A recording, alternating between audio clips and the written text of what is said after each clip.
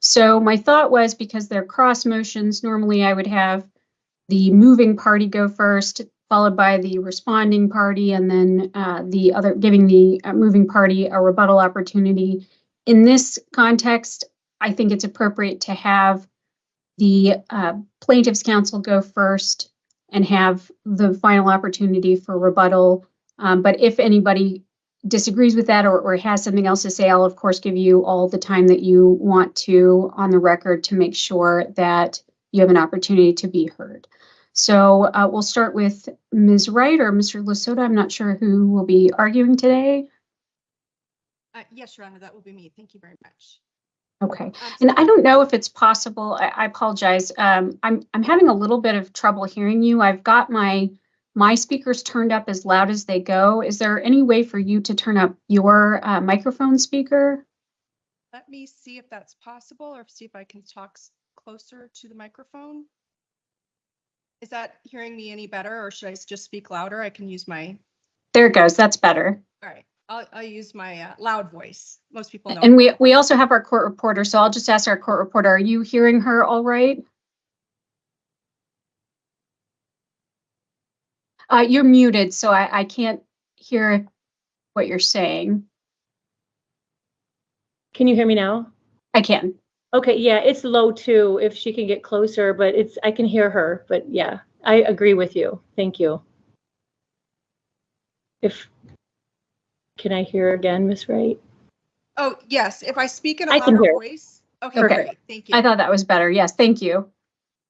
All right, Ms. Wright, whenever you're ready, you can proceed. Thank you, Your Honor. Oh, so I should say that I have my series of notes pulled up, so you might see me looking off to the side. It's because that's where my notes are, and I may be typing. That's what I'm doing. I'm not paying attention to something else in case that looks strange. But sorry, Ms. Wright, go ahead. No, thank you for that, Your Honor. Thank you, Your Honor. So I do think the pleadings speak for themselves, but I do want to cover just a few points and answer any questions. And I, of course, like to reserve some time for rebuttal. Your Honor, to start, this is not a moral case. This is not a case where your opinion, my opinion, or the ballot measure proponent's opinion on what age of woman or stage of pregnancy an abortion should or could be made available. This case is solely about whether or not the proponents met the statutory requirements of including a description on the petition that accurately portrayed the principal provisions of the Act. The facts are simple. The law and the case law is clear. The proponents failed to include a legally sufficient description, and because of that, this court should enjoin the measure from appearing on the ballot. Arizona Supreme Court in 2020, in Malera 2, reaffirmed the statutory requirement that the petition must include a description that explains the principal provisions of the measure.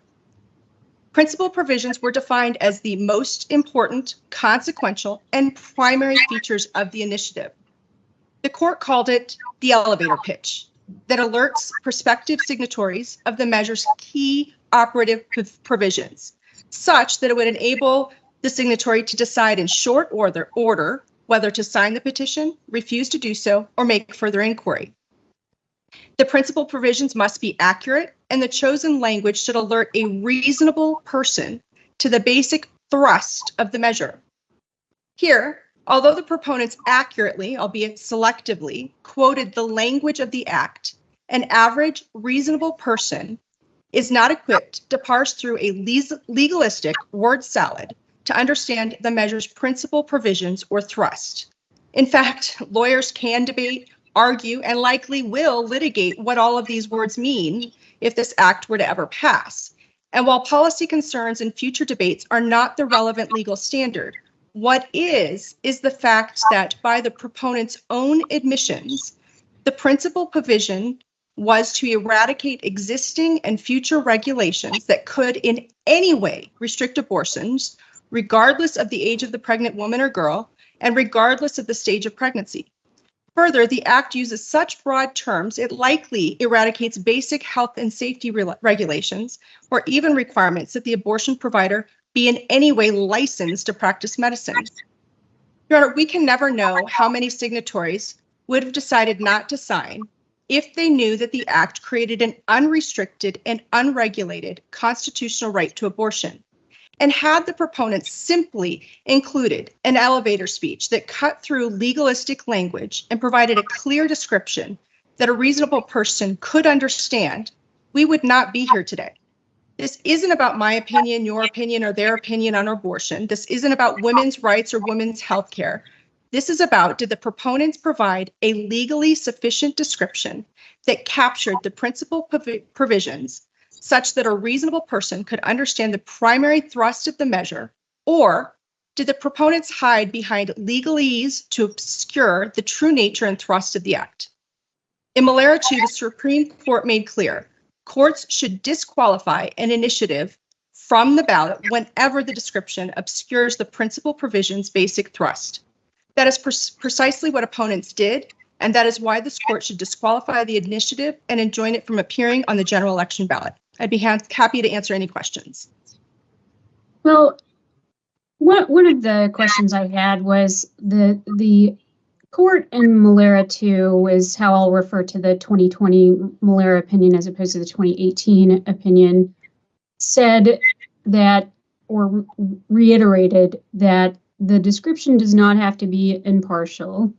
The description does not have to include the potential consequences of the act, that it just has to be accurate in describing the principal provisions. So in your argument, you address, or the concerns you raise are with respect to the omission of the word treating, the omission of the term good faith judgment, and the issue with compelling state interest, to the extent it doesn't describe the consequences of the limitations. Isn't that another way of saying that they should have included a description of the consequences in the act? And in that regard, if I were to accept that argument, wouldn't that contradict what Malera said about that issue? Well, Your Honor, I think that if you look again back to Malera 2, and in fact, everything I stated in my opening statement is specifically language from Malera 2. So for instance, you cannot use a description to obscure a measure's principal provisions or thrusts. That's paragraph 12 of Malera 2. So the question here is, was the description accurate enough so that the reasonable person, again, reasonable person is the standard in Malera 2, could understand what the basic thrust was? Would the basic thrust be understood as basically eradicating all existing regulations and all future regulations? So we did not rest solely on the fact that there were words missing, but generally speaking, it was misleading to most people as to what the thrust of this initiative is. And if they had created an elevator speech, which again is precisely the language in Malera 2, that cut through the legalese and explained in plain language what the basic thrust of the act was, again, we wouldn't be here because I don't think it would be confusing or misleading. But they omitted words and they used legalistic language, so it was completely unclear in the description of how far and how broad this act went. Okay, so the argument then is that the description cannot quote the text of the proposed initiative measure itself if the initiative measure uses legalistic terms? Well, I would say that if it does not provide an elevator pitch where, just as the court said in Malera 2, that alerts the prospective signatories to the key operative provisions, enabling them to decide in short order whether to sign, refuse to do so, or further inquire about the measure, I think that when you use a word salad of legalistic language, where the terms that are there are not what a reasonable person could understand, that's where the concern comes into play. I would say that yes, you can quote the First Amendment, and people have different interpretations of what that means. So if you're just quoting legal terms and legal ideas without explaining what it means in layperson's terms, a reasonable person is not going to understand the breadth of the measure. And I think that was intended to obscure how broad the act was. And I think that had they put an elevator speech in that was understandable to a reasonable person, then people would have known whether or not to sign or not sign in short order or get more information. And I just don't think that the average person could read that description and its omissions of some of the provisions of the act and understand the breadth of it. Okay. And so in making your argument, are you arguing that the word treating, as it pertains to healthcare provider, just the word treating, is a principal provision of the initiative measure? Well, I think as we said in our pleading, in our motion for summary judgment, that by omitting that word, again, that was only a 200-word description and they quoted almost all of it. By omitting that word, they seem to be obscuring the fact that the treating physician was likely the abortionist providing and benefiting from engaging in that procedure. So I do think that it could have impacted what people understood or believed to be what the law intended, that they may have thought that it was a neutral independent party, that it was the primary care physician of the patient or individual, and not the abortionist himself that was deciding that it was in this woman's best interest. There's an old saying, if you don't want to have surgery, don't ask a surgeon's advice. That goes here as well. You ask other doctors, you see medicalists, but anytime you go to a surgeon, he's always going to recommend surgery.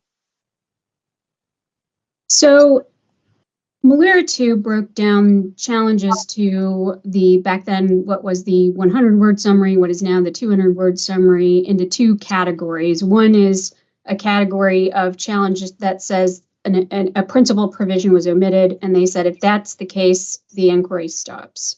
The second is that the description is inaccurate or misleading, even though the principal provision wasn't omitted. Which of those two arguments are you making? Because it sounds to me more that you're not saying that a principal provision of the amendment, the proposed measure, was omitted, but that it was misleading because of the omission of certain words.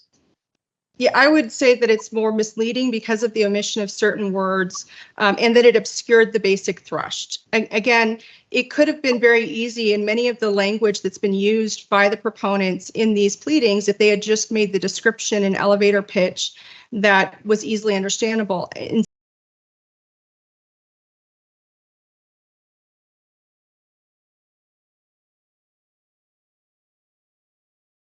They use language in terms that could be interpreted by different people in different ways, so that basically how someone would read it would depend on their own bias. Like if they think that it creates a restriction through viability, they could read it that way. If they think that it allows abortion up until the moment of birth for any reason, they could read it that way as well. And that's, I think that it needed to be clear that of the two portions of the bill, the fact that it prevents any restrictions, prior to viability, pretty much unless there's a compelling state interest, and then the second half, which basically obliterates the first half, because I don't think there's a legal term for what is necessary to protect the mental health of a woman.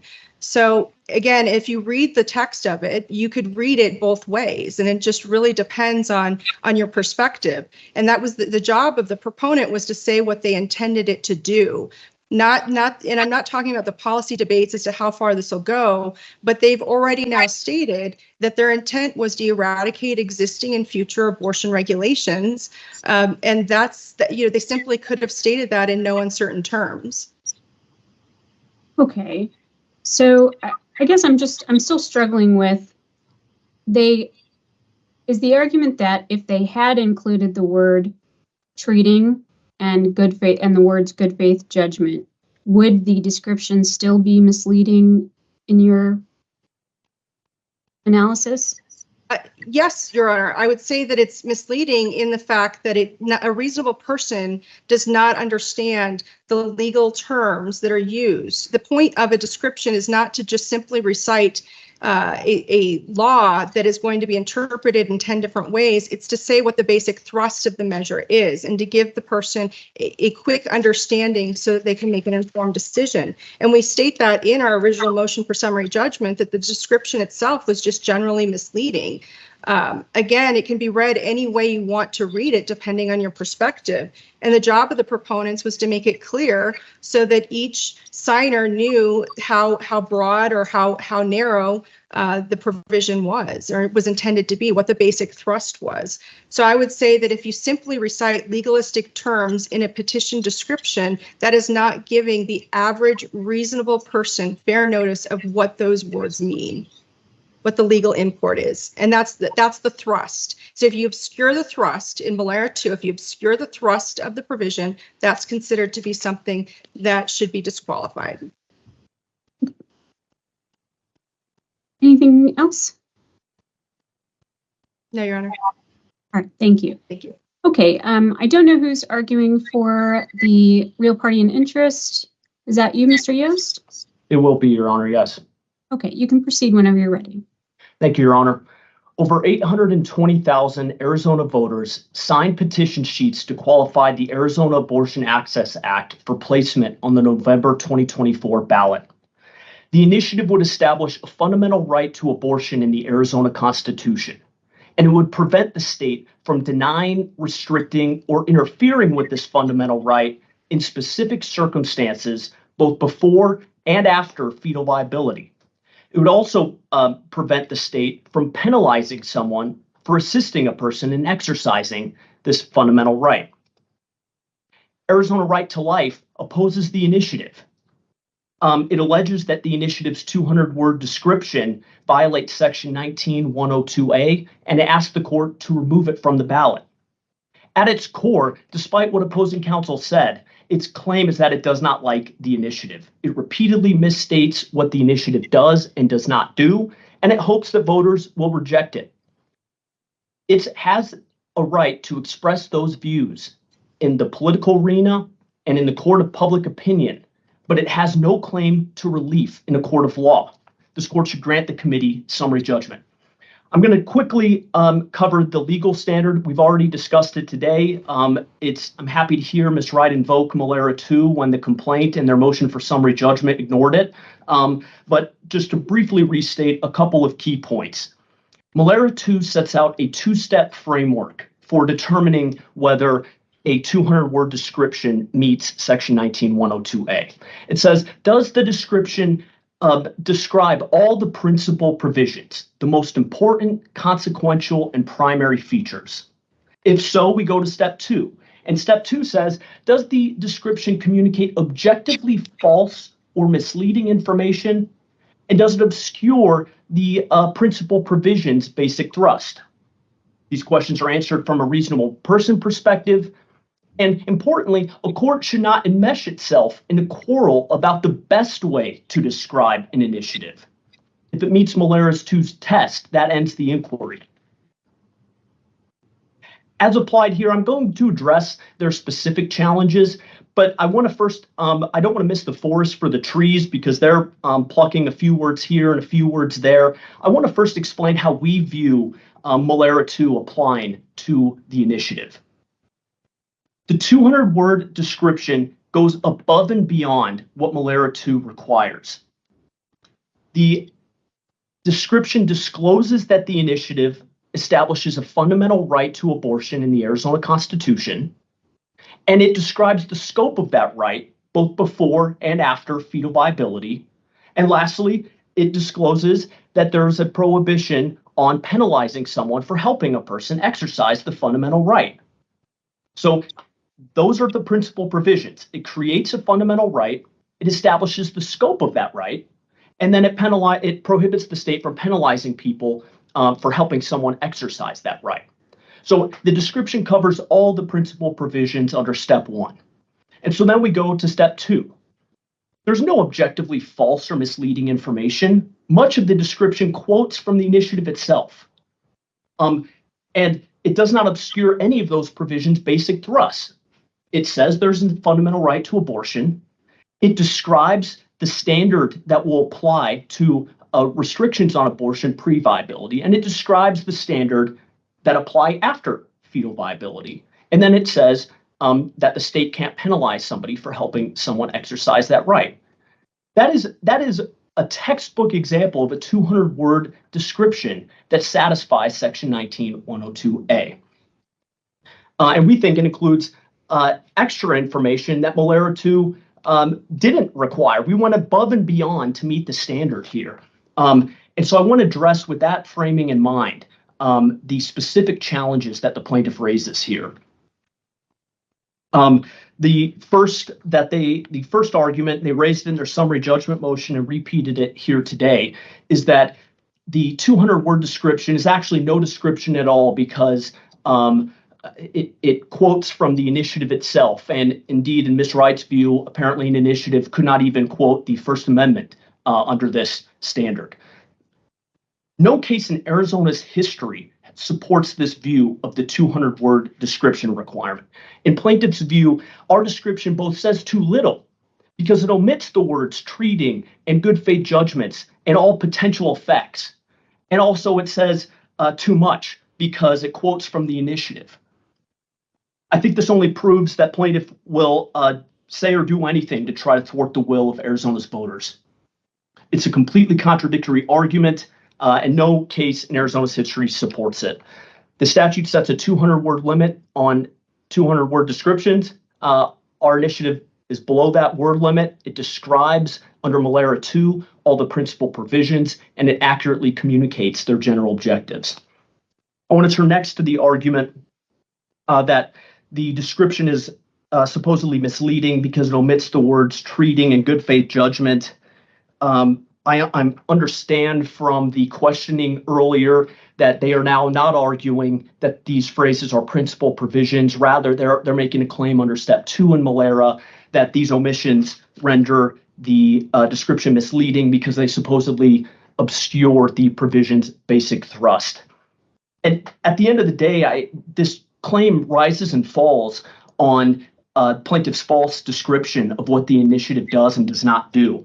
I want to read from page 4 of their response to the summary judgment motion, where they describe this argument. They say, quote, "The description misleads the signer to believe that an impartial health provider serves as the gatekeeper to prevent unnecessary or even dangerous abortions in lieu of any state regulations. In reality," they say, "the act actually gives the abortion practitioner complete decision-making power to end a pregnancy at any stage based solely on his good faith judgment," close quote. Where does the initiative say that? That's not what it says. If they're talking about post-fetal viability restrictions, let's look to what the initiative says. It says the state may not deny, restrict, or interfere with the right unless an abortion is necessary to protect the life or physical or mental health of the pregnant individual.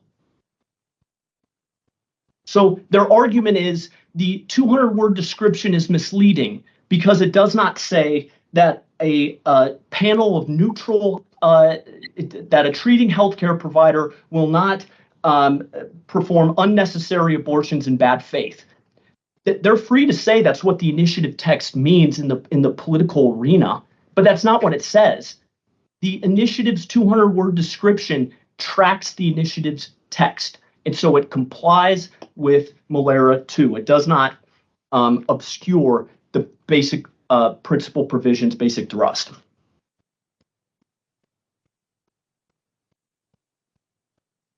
For the next argument, they say that the initiative needed to disclose. They say we even admitted that the initiative would eradicate all existing statutes on abortion regulations. We have never said that, and the initiative does not say that. So they're essentially asking us to describe what they think a potential effect of the initiative might be in the 200-word description. As Your Honor pointed out, Malera 2 says the alleged effects of a principal provision are not themselves principal provisions. And so they are, quote, not required to be included in the description. If plaintiffs want to argue that Malera 2 is wrong, then they're free to make that claim on appeal, but that decision's binding here. And even more than that, though, I want to emphasize that there's good reasons for this rule. it's entirely speculative how courts may apply the standard in the initiative to future cases. If the initiative passes, Your Honor may be called upon to decide whether an existing statute meets the legal standard in the initiative.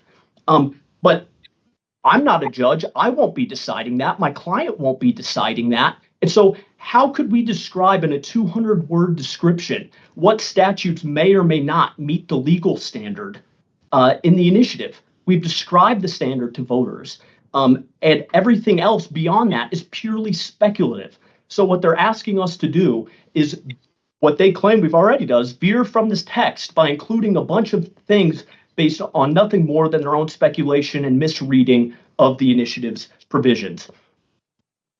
Lastly, I think I heard Ms. Wright briefly complain that the initiative doesn't describe mental health. I don't know what this has to do with a 200-word description challenge.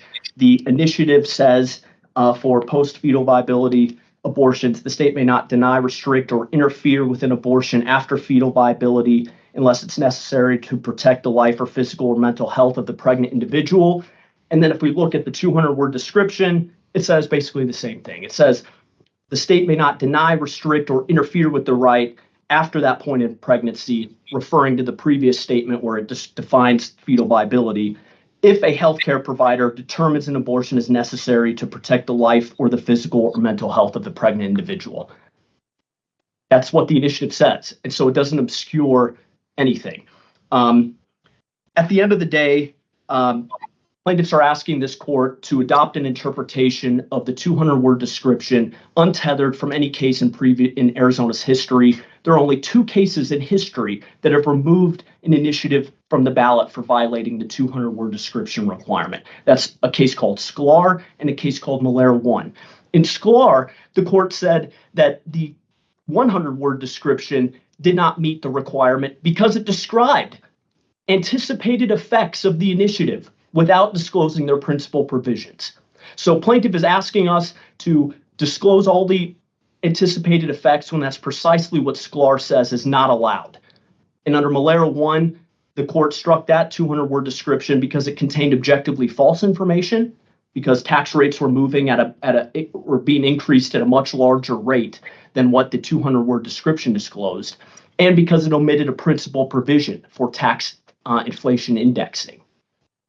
Here, if I've understood correctly, we haven't omitted, they've said that treating and good faith judgments are not principal provisions, so we haven't omitted that provision. The only principal provision they claim we omit is precisely what Sklar forbids. It says, don't include anticipated effects in a 200-word description, and then Malera 2 just confirms that those are not required. So under plaintiff's reading, we think that Malera 2 and the case and Protect Our Arizona, the case after it, foreclosed their challenge as a matter of law and as a matter of statutory interpretation. But if this court were to adopt that statutory interpretation, that would be unconstitutional because no initiative can meet this standard. Again, Ms. Wright could just admit it on the record that even an initiative that quotes the First Amendment would apparently be too misleading to qualify for placement on the ballot. Under this standard, no initiative will ever appear on a ballot again. That would be unconstitutional, both under Article 4 and under Article 4 of the Arizona Constitution and the First Amendment to the United States Constitution. I'm happy to answer any other questions the court has. Otherwise, the court should grant summary judgment for the committee. Well, one of the things that was argued by the plaintiff is the fact that this is a lot of times the trouble with a 200-word summary is that it's trying to summarize a very long measure with lots of different principal provisions and still have it be under 200 words or previously under 100 words. And I can't remember where I pulled the quote from, but one of the factors that the Supreme Court has said are to be considered is how long the measure is as compared to the word limit of the summary in determining whether or not an omission is misleading. And so applying that here where we have a pretty short, the text of the amendment is pretty short, and the summary didn't even max out the 200 words. It was 190 words. Doesn't that suggest that the words treating and good faith judgment are significant in communicating the objectives of the statute? Not at all, Your Honor. One thing, the initiative still exceeds 200 words. So there were always going to be omitted words. And I'm sure no matter what was omitted, we would still be here today quibbling about whether those omissions rendered it so misleading and that we actually should have substituted in different words. We couldn't apparently even quote the First Amendment to meet the standard. But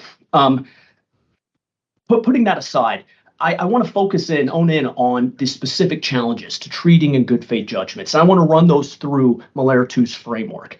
I think plaintiff conceded that they're not principal provisions, and we agree with that. The principal provisions are the scope of the right, and we could have defined the scope of that right even without reference to who is the person making the decisions.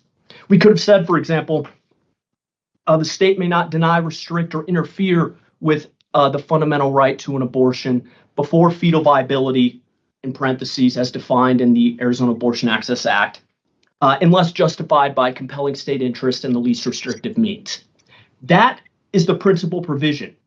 The initiative establishes a fundamental right and then defines the scope of that right. And we could have disclosed that, accurately disclosed that, without reference to any healthcare provider at all.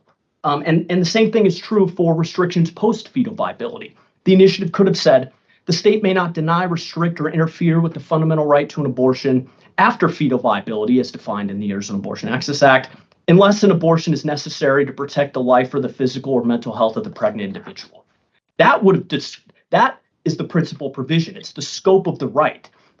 So I think we have not omitted a principal provision under step one. Now, if we go to step two, there's no objectively false or misleading information in omitting those words. As Protect Our Arizona says, we need to look at the description in context to see what a reasonable person would think. Would any reasonable person read this description and think there's a panel of neutral third-party consultants making the decisions about an individual's reproductive health care? Where in the description does that come from? We asked that question in our motion for summary judgment, and I saw no response in their response brief. Nobody would think that. The person who is making a decision about making judgments about healthcare is the treating healthcare provider. And again, the standard here, Your Honor, is the court should not enmesh itself in quarrels about the best way to describe an initiative. And so they need to overcome not just that they think we could have described it better. They need to say we've obscured a principal provision, and omitting the word treating does not do that, because any reasonable person in context would understand that it's the treating healthcare provider. And for good faith judgments, I think this one is even farther afield. When anybody read this 200-word description, any reasonable person under Protect Our Arizona, and in context think maybe the healthcare provider's making bad faith judgments about whether an abortion is necessary to protect the life or the mental or physical health of the pregnant person. Would anybody think that? The answer, Your Honor, I mean, you're applying a reasonable person standard here, and so I need to, at some point, just throw myself on the mercy of the court. I don't think any reasonable person would read this description and think, you know, somebody might be making a bad faith judgment about whether healthcare is necessary or not. And, you know, that's especially true given that the 200-word description is followed by a notice that informs voters expressly that it does not include every provision in the measure, and they have the right to look at the full title and text if they would like to. So if somebody's wondering, is it a treating healthcare provider? It sure seems like it probably is, but I really want to double check to make sure that, you know, the abortion initiative isn't establishing a state-run panel of neutral consultants who are going to be deciding these things for me. I just really want to confirm that that's true. They could look at the full text itself and see that it says treating, and then their concern will be alleviated. But again, we don't think any reasonable person would even get there to begin with, and that's why it satisfies. Malaria 2's second step. I think I've answered Your Honor's question, but let me know if I have not. No, you haven't. You've answered my question. Did you have anything else you wanted to add? I don't think so, Your Honor. 820,000 Arizona voters signed petition sheets to qualify this initiative for the ballot. This court should affirm or should grant summary judgment for the committee and honor the will of Arizona's voters. Thank you, Your Honor. Thank you. Okay, Ms. Wright, your rebuttal? Yes. So 800,000 potential signers signed, not having any real indication of what or understanding of what the principal provisions of this initiative were. I think that's clear in the text. I think it's also a bit disingenuous to say that I think that the First Amendment isn't citable. My point is there are thousands of cases, thousands, interpreting the First Amendment. Oop, I have no idea what's going on with my camera there, Your Honor.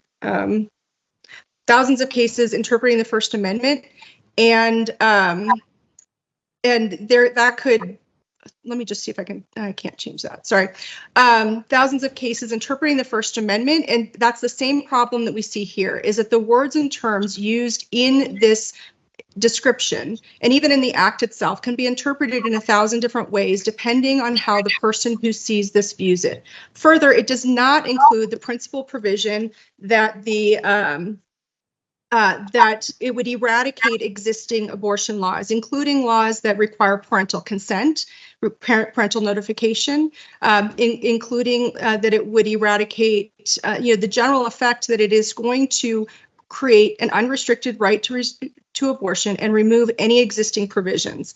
I understand, and he said that they didn't admit this. They do on page 10 of their motion for summary judgment, admit that it is going to, that many laws will not meet the legal standards of this initiative.